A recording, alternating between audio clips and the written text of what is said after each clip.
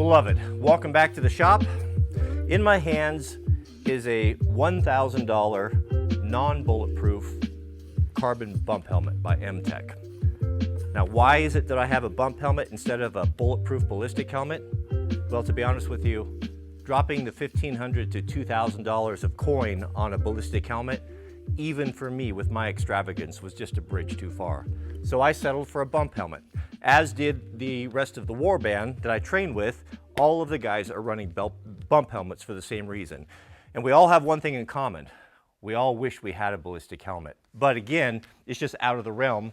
It's just too expensive. Just too expensive if you're not a professional soldier, until now. This came in the mail yesterday from our friends over at Premier Body Armor. And what's inside kind of blew my mind. For half the price of my ballistic helmet, or my non-ballistic helmet, this is a level 3A ballistic bulletproof, lightweight, modern helmet. Now, I know all of you want a ballistic helmet, a tactical helmet, but do you need one? If you're going to be running night vision, you absolutely need one, because your night vision, no matter how much you spend on it, is only as good as the foundation or the mount that it sits on. And it's very important that the helmet fits well and you have a good mount as well. But if you don't already have an armored plate carrier with some good ceramics in it, level 3A minimum, I'd probably start with that. You want a good rifle, you want a good armored plate carrier that you can hang a few magazines on, maybe throw a medical kit in, a good sling, and after that, you might start looking at night vision. So how the MTech came, this one of course is all rigged out with the latest, greatest Gucci gear. When it comes to Gucci gear, MTech is gonna be right up there with the top of the line stuff, even though this is not a ballistic helmet. The way that it's made, it's seamless construction, it doesn't have any penetrations. From what I had to guess, it would probably stop some rounds, but it's certainly not guaranteed for it. It is considered a bump helmet. And that's always, it's always bothered me a little bit, especially when we start getting into training with live fire. So one of the things I'm gonna point out is I want to express my appreciation for manufacturers that are making good cases. I think it's very, very important. If I'm going to invest in something expensive, man, I'm buying a case. I want the case, I want it protected, and this case is brilliant. It's not a cheap throwaway garbage case like so many manufacturers do, where they think that I would rather not have a crummy accessory or case than have something that's just garbage. This is super skookum. Look how small it is. I was surprised that there was a helmet in here. When I unboxed it, when I looked at it, I thought, I don't think a helmet's gonna fit in there, and yet it does. It's got MOLLE on the back, so if you needed to, you could weave this onto the back of a plate carrier, pack, whatever, big gear bag, and it's awesome. I really, really appreciate that, and it's nice, very nice case. I could go on for a whole video just on the case. I think it's a nice touch. This is very lightweight, and it's got a nice design to it too. It kind of has that Master Chief thing going on right there with that crease around there. But the first thing that I noticed when I picked it up is how light it was. Unbelievable. A bulletproof helmet that weighs, what, less than 3 pounds, a little over 2 pounds. It feels to me to be almost on par with the carbon MTech, but with a ballistic rating. So you have the same pattern you have on all of these, the Velcro, reverse Velcro on here for doing different accessories and such. The main differences that I've seen between these two is kind of interesting, is that they're using the proprietary, I forget the name of this rail system. There's a couple different rail systems, whether it be Team Wendy or M-Lock like you have on the MTech, but they're not all standardized. And this is the one I believe that's offered on the Ops Core, which really appeals to me. I like the Ops Core accessories. I think that they're really nice. I've got their arms on here for my hearing protection, for my Peltors. The suspension, I think, is better than what I have in my MTech, because it's got the BOA adjuster on it. These are pretty common now, pretty ubiquitous. I've got them in my snow bike boots. What it essentially is it's a small dial that cinches a set of cables around your head, and you can really dial it in and get a good fit. But overall build quality and construction of it, it's very nice. It doesn't have the patented, like, trademarked Wilcox front mount like you'll see on some of the nicer, more expensive helmets. I'm not going to say nicer, I'm going to say more expensive, more costly helmets. But this is all glass reinforced plastic. It's got the aluminum, alloy aluminum insert on it. So, I mean, it looks super nice. It certainly shouldn't be a problem. Let's get up close and personal here, and we'll set this up with night vision, and we'll see how that proprietary Premier mount compares to like the Wilcox. So your night vision consists of 3 components: your helmet, your nods, whether they be dual tube or single tube, and among the most important is the mount. This is probably the best you can get right now, or among them. This is the Wilcox, and it gives you lots of adjustability. But if you see these kind of these funny frames on the front of these military helmets, it's for this. It's to receive it. And so these just snap in, locks in, and now you've got a platform for mounting your nods. Now your nods have, on this Wilcox style, they have that dovetail that mounts in there that goes right in there and then clicks.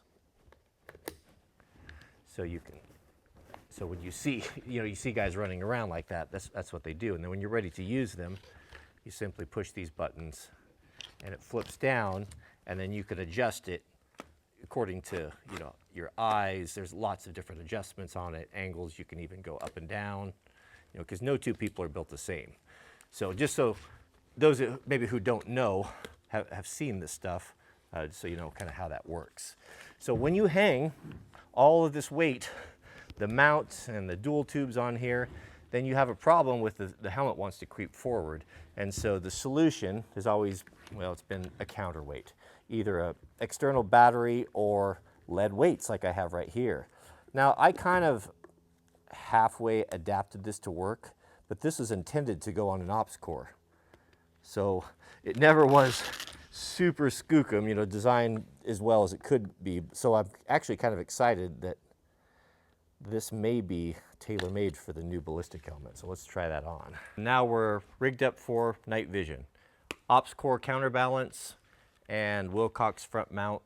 Excellent. This is really excellent. I think it was a good choice to go with the ops core style of rails on there, because you get to those cool, you get those really good military grade optics accessories.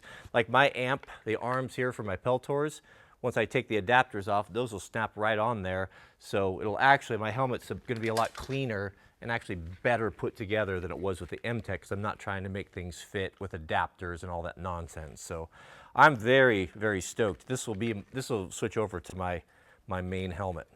All right, let's try it on.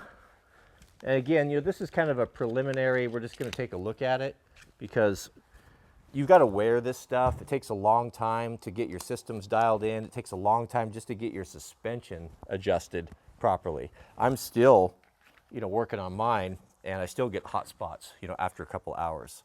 So it's not something you can really rush.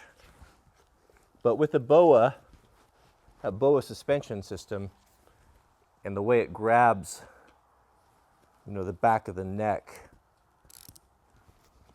it's a really good feeling suspension. So what's my initial take? Well, I'm tickled pink to have access to a Ballistic helmet for 1/3 the price of what they were when I was looking at them. And they've probably gone up since then. When I was looking at Ballistic helmets, they were $1,500, $2,000 and up. This is $500, a little bit over, at or near, 500, roughly $500 complete. And you've got a level 3A. That's going to stop all handgun rounds, including 12-gauge shotguns, so up to 44 Magnum. I will be taking all the stuff off my MTech and putting it on here and working with it. But for what I can see initially, I'm very thrilled. The warband's going to be very jealous that I'll be the only one with a Ballistic helmet, and I think that that's fabulous for the price. So I'm very happy about that. So what's my deal with Premier? I don't have a deal with them. They're a good North Carolina company. Some of the foundation members of the middlemen have deep relationships with them, and I love Premier because they're making stuff for patriots. They're making stuff, they're being innovative, and they're making it things that were not accessible, they're making it accessible. Perfect example, and having a little fun with it too. As you know, my everyday carry is going to be the SOE FUPA. This is how I have it rigged. I have 2. I have a tan one, and I have one here in God's Camel. M85. look what else they sent me. I showed this to the members, but they now make a ballistic panel for the FUPA. How cool is that? You can put that, I had everything all super perfect here in Skookum. You can put that in there, and you may think, well, what good's that going to do? Well, it's going to do a lot of good. Right there, that's level 3A, right over your heart. Your heart's right in the center of your chest. It's not off to the side. I was a trauma medic with the Colorado Fire Department. I know. I ran a lot of car wrecks. I know exactly where the heart is. I've seen it. So that's cool. So I like that sort of thing. And when the dust all settles and the real patriots reclaim this good land, this God's country, we'll remember the companies that stood with the people, that helped to arm the people and give them the things that they need to protect themselves and keep them safe, and those who didn't. And we will remember, you know, and it goes with a lot of us, you know, whose side were you on? And the time to choose, you know, where you're no longer going to be able to back out is rapidly approaching. So whose side are you going to be on? You're going to be on God's side, the people's side, or are you going to be on the side of the devil and the adversary? As far as I can see, North Carolina is on God's side. May God bless you and your families. Thank you to Old at Heart for getting this helmet to me. I'll put a link if you'd like to go check these out. There's an affiliate link if you care to use that. They'll give us a little bit of money. That's our deal. I'm not paid to do this. This was unsolicited. Our deal is I just like Premier stuff, and a couple times a year they send me a box, and it's always a surprise, and I open it up and they just know me and they know what I like, and I usually do a video on it because I want to. So if you're looking for a ballistic helmet for a third the price, well, there's your Huckleberry. May God bless you and your families. Please keep us in your prayers, and we'll see you all on the next video.